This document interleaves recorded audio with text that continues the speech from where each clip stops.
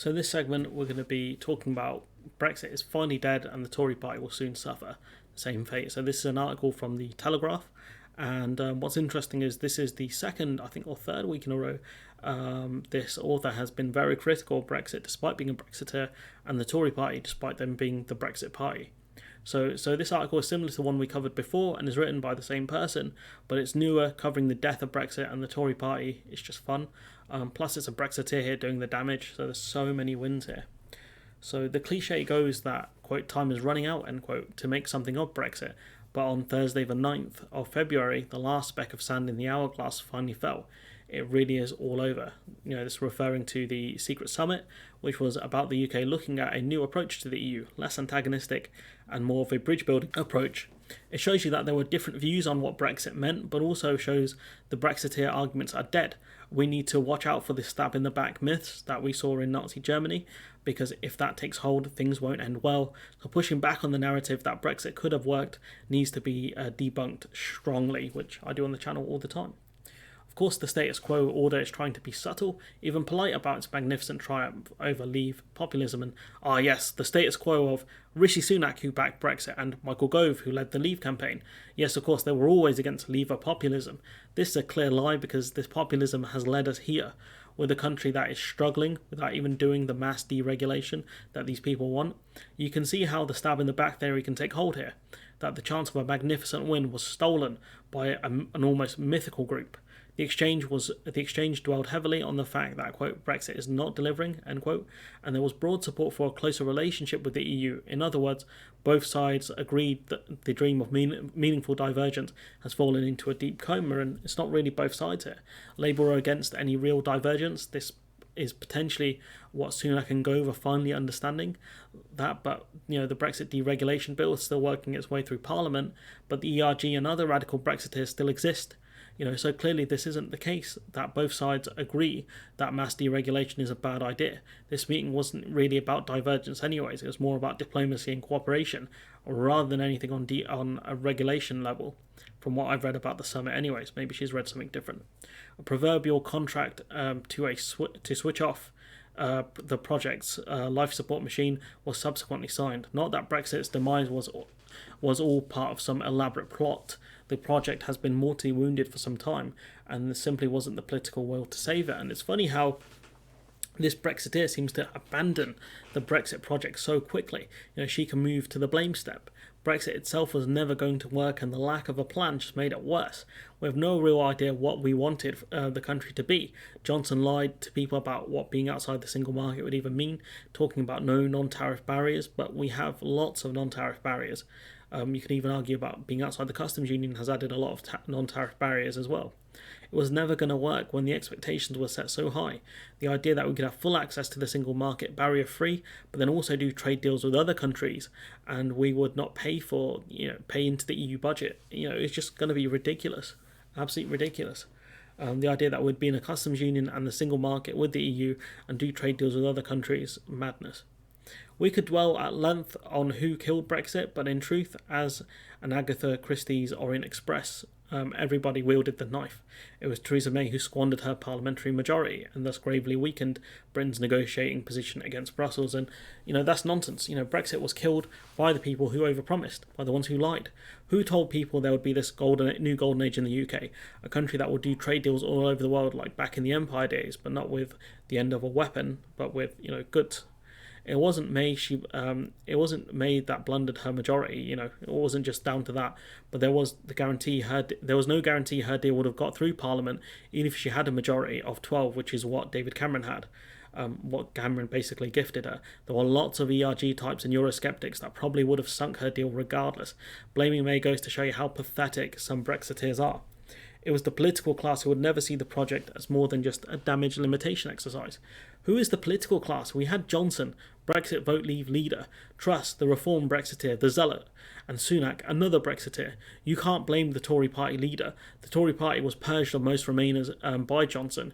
You can try and blame the Lords, but the Commons can force through legislation if they want to. The Commons had supremacy over the Lords. That happened over a century ago, I think. You can try and blame civil servants, but if ministers led the departments properly, then civil servants would not be an issue. They follow what ministers set out to do. All they can really do is show you the pros and cons of your ideas and then implement what you decide. Civil servants don't get any praise or criticism for decisions that happen. Who else would they blame? The High Court, the Bank of England, Gina Miller? Who are the political class who forced damage limitation on us, unless damage limitation was the only real option? It was the Brexiteers who failed to muster the compelling modern vision, referring to glory in buccaneering fantasies of free trade rather than focus on regulatory divergence to jumpstart science and tech. And this is true to an extent. Brexiteers had no plans. Once the referendum was done, Brexiteers started rowing back their promises from £350 million to the NHS. To the NHS would get the lion's share of that money, so less than the amount on the bus. But what was Brexit meant to look like? Hannan and Patterson were against leaving the single market at the time. Farage said we could be like Norway or Switzerland, both EFTA members with full access to the single market with some customs checks. So clearly, the Brexit we have, clearly not the Brexit we have now. Even Johnson in 2019 general election continued to lie. There was no plan. Ironically, science and tech have been heavily damaged by Brexit. There was never a plan. Regardless, the fact remains that Brexit is dead. The only thing to do is the political equivalent of disposing the body. This may start with furtive steps. Nobody can contest reviving the Erasmus exchange program and some other nonsense. And the author talks nonsense here because we could have stayed in the Erasmus program regardless of Brexit. That was one of the things that the EU were kind of most upset about, because it kind of showed the distancing of the UK from the EU, I think, in that sense. Meanwhile, Parliament will likely drop works in progress, such as the bill to take thousands of Brussels laws off our statute books. That's nonsense. It's laws that we helped to actually create and came up with. Then under pressure from big business, the government might seek to relieve labour market shortages by, for example, expanding the agricultural worker scheme. It may even introduce primary legislation to automatically update the UK standards in line with the EU, so basically dynamic alignment. And even if they expand the scheme on agricultural workers, it does not mean more EU workers will come to the UK to work in this sector. We have to compete with EU member states with freedom of movement, which makes the movement of seasonal workers within the EU way easier. We can't compete with that. But with the dynamic alignment thing, that's a Labour thing that will do. The Tories won't do that. Put bluntly, even before there is another referendum, we will most likely probably reach a point that feels a lot like being in the single market. And ultimately, as support for Brexit plummets, we can accept a fresh vote within 5 to 7 years. And there won't be a feels like we're in the single market kind of thing. We'll still face checks and delays at the border. We'll still have to use the EU biometric systems for third countries, so you'll see long queues at EU points of entry. There is no real EU single market light here. A fresh vote won't happen that quickly. There's no guarantees the EU would even take us back. We would fail the Copenhagen criteria, for example. The UK system is too easy to break, as shown by Johnson. You can't have a system built on norms and things like that. You have to have a system built on regulations, essentially law and order with strong enforcement mechanisms. Even our judiciary can easily be bullied with the threat of a US-style court pick system. But here's the hitch. There is no way that the ruling class can get away with terminating Brexit without seismic consequences. For one thing, it is highly unlikely the Tories will be able to survive. The author says, in order for the country to heal, the Conservative Party would have to be permanently destroyed through the ballot box. Fair or not, this is merely the way of history and the logic of populism. Scary. In a cleansing, cathartic act, the masses must find a way to acknowledge the revolution's betrayals and perversions while keeping the purity of the people's will intact. And this is just more stab in the back nonsense that, their glorious victory was taken away from them. The issue is that populism is dead. It died really with Truss, Sunak being a Brexit version of Cameron. This won't be just over Brexit, but 12 years of Tory failure coming back to haunt them. This country is broken badly. Brexit is a cause of it, but the Tories are the main factor here, the ones that have made the UK the sick man of Europe again. This mismanagement of the COVID contracts and obviously the illness itself, on all their money for their mates, the deaths, the rampant inflation, the UK being an outlier on global trends. But more importantly, now more than ever, people in the UK feeling the cost of living crisis to different degrees, and instead of accepting it as global factors, they're blaming the Tories. There is no boogeyman here, there's no El Kukui they can argue that have caused this. you know, they can't blame Labour saying it'd be worse under them. The media can't save them this time. After so long, people are realising they don't want the lunatics running the show anymore. Some of the public want a different set of clowns, but people are done with this set. Brexit isn't the sole reason here, but this is the end of Tory populism, at least for a while. They can go back to being a boring centre-right party again. The second set of explosive effect of Brexit's death is that it has put the ruling class back on a collision course with the masses. People voted Leave for two reasons. The first was to exercise control over who comes into the country, and for the most part, she won't tell you that, but I will. We had control over that. People would come here mostly to work. The ones that did not find adequate work could have been deported. Belgium uses that system because it's available to all EU members. We chose not to do it. The second was frustration with the status quo, to the point where millions were willing to take a massive gamble on Shoptarian disruption. Cameron mishandled the '08 crash recovery. He was in charge from 2010, with austerity making the economic pain last longer than it had to, and the general dislike of Cameron pushed people to vote for Brexit. Let's not forget the double-dip recession that happened as well. People had different reasons, but the Leave campaign ran on lots of effective lines, almost the equivalent of Make the UK Great Again versus the Remain campaign, who basically ran on the UK is already great. The Leave campaign ran on the nostalgia of the past and xenophobia that exists within the UK. Some people voted because they hated minorities, some because they thought minorities were taking their chances from them, others because they thought Brits were lazy and that by reducing immigration it would lower unemployment as people would be forced back into work. You can make an argument on economics a bit, but it requires a lot of nuances, a lot more than I've shown here. So, arguing people voted Brexit because of economics, it's not the real, I don't think it's the full reason. It's kind of the breaking point posters and all that stuff, I would argue. Remainers may think that reversing Brexit will stir the economy out of the doldrums. It won't. Even before we left the EU, signs of the economic crisis were all around us, from stagnant wages, corporate addiction to cheap labour, and the worst productivity slump since the 19th century. And this cheap labour point I've debunked so many times. We were struggling post '08 crash because of Cameron, but these are mainly issues that impacted the UK. By the sounds of it, not much to do with the EU, and Brexit's only made things worse. The cheap labour point is just sad.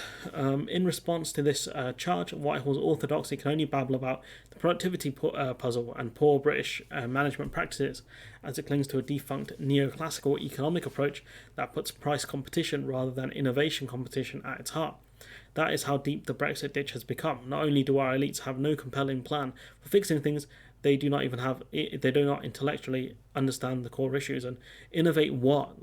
What does the author want us to innovate? Neoclassical economics believe the consumer's first concern is to maximize personal satisfaction, also known as utility, according to Investopedia.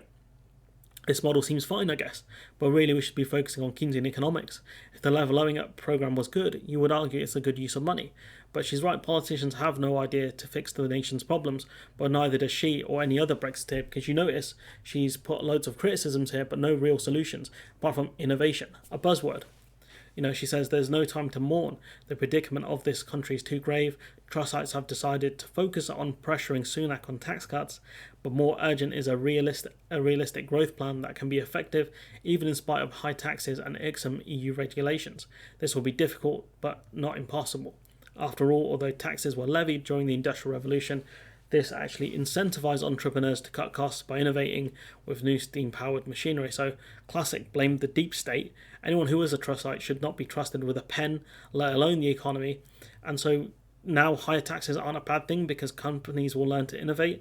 I guess you can argue that makes sense, but they will look for tax loopholes or look to set up shop in tax havens or other countries with lower taxes. They might not see it as worth it as setting shop in the UK.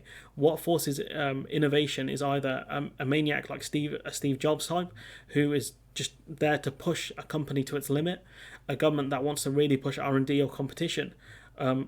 When you look at it, the CPU space over the last 5 years, also AMD and Intel really pushed each other to make good products year on year.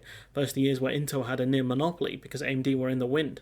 We need to create an economy where companies have to compete with each other for innovation to happen, and that's the real key to it. And we've got more buzzword nonsense. A good start would be growth coalition across all surviving major parties that can lobby to overhaul zero net zero and the planning system, ensure that a DARPA style innovation agency in the pipeline gets the cash and autonomy it needs to thrive. If this doesn't happen, one dreads to what comes next. And she says, no doubt the second wave of populism would be far more extreme than the first. And so we know she's pro climate change and more environmental problems. Planning permissions have little to nothing to do with Brexit and could have been changed at any time. DARPA deal with advanced defence projects. How does that help anyone in the country on a whole? What a buzzword merchant, and what use does this have when we might not be able to manufacture the stuff that this UK DARPA would even create? The only reason we are facing the rampant populism is because the system is failing. The idea that people could buy a house, have children, get your kids to school places, see a doctor when needed, have the police investigate crimes, etc. The social contract is broken.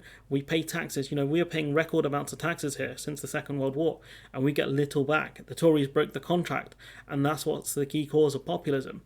That and people feeding off racism and the imperial past of this country. These are the things that are causing us to sink, and will keep sinking unless Brexiteers and right wingers accept that they were wrong, as we as a country never let them cook again. So we as a country should never let them cook again, never let man cook again, because they burnt down the house. And just to go back on the DARPA point, even if we create something really cool, like on a Metal Gear, we might not have the stuff to produce the Metal Gear, so this whole thing would be pointless. Genuinely so stupid. But anyways, I'm going to leave it there. Let me know what you think in the comments below. Like, comment, share, subscribe. Support the channel on Patreon if you can. Hopefully I'll see you in the next one.